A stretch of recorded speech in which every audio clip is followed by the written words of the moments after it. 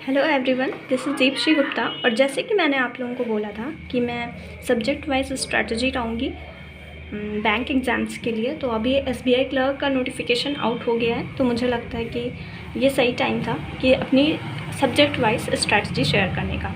तो SBI clerk prelims crack करने के लिए उसमें जो रीजनिंग की स्ट्रैटेजी होती है वो मैं आज यहाँ पे आपसे शेयर करूँगी। सिलेबस आपको पता ही होगा क्योंकि आप लोग भी प्रिपरेशन कर रहे हैं, देख ही लिया होगा।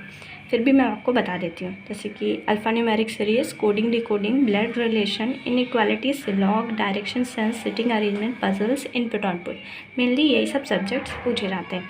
इसमें जो यहाँ तक डायरेक्शन एंड डिस्टेंस तक के चैप्टर्स हैं, इसमें में से 15 to 20 मार्क्स का तो इसी में से पेपर आता है, और जो बचे हुए मार्क्स होते हैं वो आपका पजल्स और सिटिंग अरेंजमेंट में चले जाते हैं।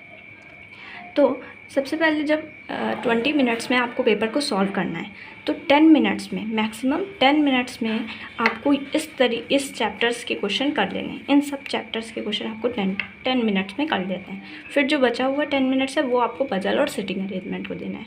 अब 10 मिनट्स में ये सब लगभग 15-20 क्वेश्चन होते हैं, तो करना इतना आसान नहीं होता है। तो इसके लिए स्पीड की बहुत ज़्यादा ज़रूरत होती है। एक बार आपके कॉन्सेप्ट क्लियर हो जाते हैं तो बेसिक क्वेश्चंस तो हो जाते हैं, लेकिन टाइम ज़्यादा लगता है ना।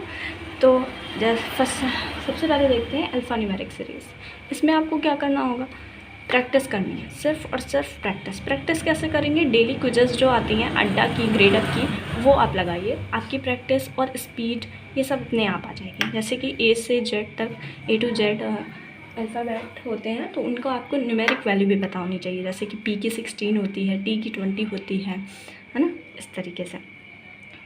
और जे की 10 होती है ना, इस तरीके से आपकी वैल्यू पता होनी चाहिए। या फिर आपको इजोटी ये पता होना चाहिए, है ना। ई की क्या होती है 5, जे की क्या होती है 10, ओ की क्या होती है 15, टी की क्या होती है 20 और वाई की क्या होती है 25। तो अगर ये वैल्यू भी आप याद कर लेते हैं तो इसके आसपास की वैल्यू आप निकाल लेंगे, है ना। और वैसे धीरे धीरे जब आप प्रैक्टिस करेंगे तो आपको खुद ही याद हो जाएगा, इतना भी करने की ज़रूरत नहीं है। लेकिन फिर भी एक बेसिक इजोटी होता है जिससे 5, 10, 15, 20, 25, है ना, इस तरीके से होता है। फिर आ जाते हैं कोडिंग डिकोडिंग पे। इसकी भी आपको प्रैक्टिस करनी होगी। प्री में मेनली तो ओल्ड पैटर्न पूछा जाता है, लेकिन फिर भी आप ये कोडिंग डिकोडिंग में भी हेल्प करेगा। ये आपकी जो अल्फ़ाबेट वाली जो सीरीज़ होती है, तुरंत आपके माइंड में स्ट्राइक कर जाएगी कि हाँ अच्छा ये यहाँ पे लॉजिक लग रहा है। जो आपने न्यू पैटर्न देखे होंगे आपको पता होगा। ब्लड रिलेशन भी इसी तरह है कि आपको आदत डालनी है कि without using pen and paper आपको सॉल्व करना है। तो ये सब प्रैक्टिस से ही होगा, है ना। डायरेक्ट आप एक्चुअल एग्ज़ाम में अगर ऐसे करेंगे तो गलत होने के चांसेस ज़्यादा हैं। आप अभी से इन सब चीज़ों की प्रैक्टिस करते रहिए। इनइक्वालिटी से लॉग, और अभी से आपको इतनी प्रैक्टिस करनी है कि वो प्री में भी काम आए और मेंस तक ही काम है, ठीक है।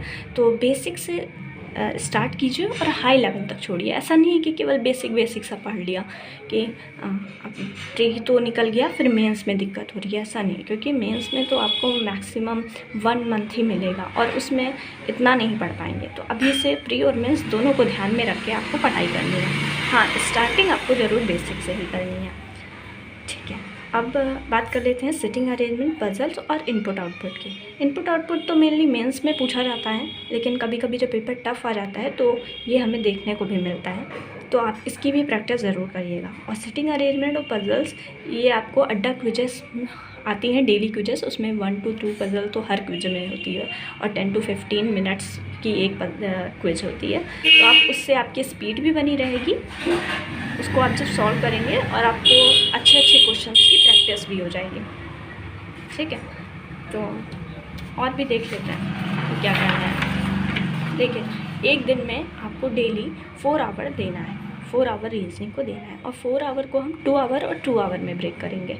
2 आवर आपका पजल और सेटिंग अरेंजमेंट के लिए होगा, जिसमें क्या इंक्लूड होगा कि 1 आवर आपको वीडियो देखनी है। वीडियो किसकी देखेंगे आप, मैं राधे सर की वीडियो देखती थी, काफ़ी अच्छा पढ़ाते हैं। अगर आप चाहें तो आप उनकी देख सकते हैं, या फिर आप जिस भी टीचर के साथ कंफर्टेबल हों आप उनकी वीडियोस देख सकते हैं। और जो बचा हुआ 1 आवर है वो आप अड्डा 24/7 और ग्रेडअप में जो डेली क्विजेस आती हैं उससे आप प्रैक्टिस कर लीजिए। ठीक है।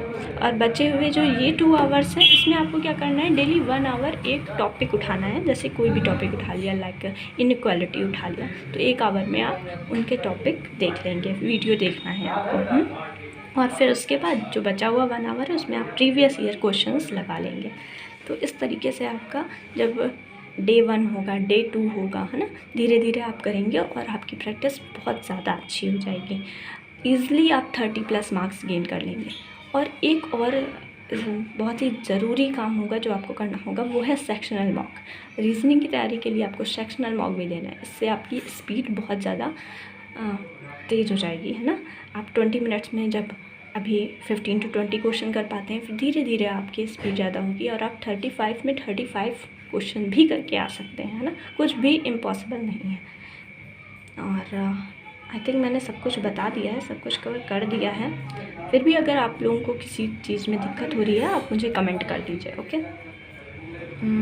और हाँ, एक्यूरेसी को बहुत ज़्यादा ध्यान रखना है ना, कि ऐसा ना हो कि स्पीड ही केवल हो जाए और एक्यूरेसी आपकी ख़राब हो जाए। तो एक्यूरेसी के लिए क्या करना है कि आप जब अपना मॉक लगाएं, हाँ, तो पहले ही सोच लें कि आपके क्वेश्चन कितने गलत हो सकते हैं। जैसे कि अगर आप सेक्शनल मॉक रीजनिंग का लगा रहे हैं, तो ज़्यादा से ज़्यादा आपकी एक गलती हो जाए, ठीक है। एक गलती होना तो ह्यूमन एरर है, किसी से भी हो सकता है, वो हो जाता है, चलता है। लेकिन अगर 2 गलती हो रही हैं तो आपको थोड़ा सा समझना है। और अगर 3 गलती हो रही हैं तो बहुत ज़्यादा ध्यान देने की ज़रूरत है कि आखिर ऐसा क्या है कि रीजनिंग में गलत हो रहा है। इंग्लिश में आपकी एक्यूरेसी गड़बड़ हो जाए तो उतना फ़र्क नहीं पड़ता, क्योंकि मैक्सिमम लोगों की हो जाती है। लेकिन रीजनिंग और मैथ्स में आपको इस एक्यूरेसी बना कर रखनी है, वरना मेंस में आपके लिए बहुत ज़्यादा प्रॉब्लम होगी।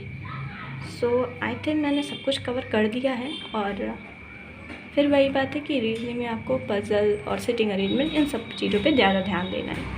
तो ऑल द बेस्ट। और आपको जो भी प्रॉब्लम हो आप कमेंट करके बता दीजिए मुझे, मैं वीडियो बना दूँगी। Thank you.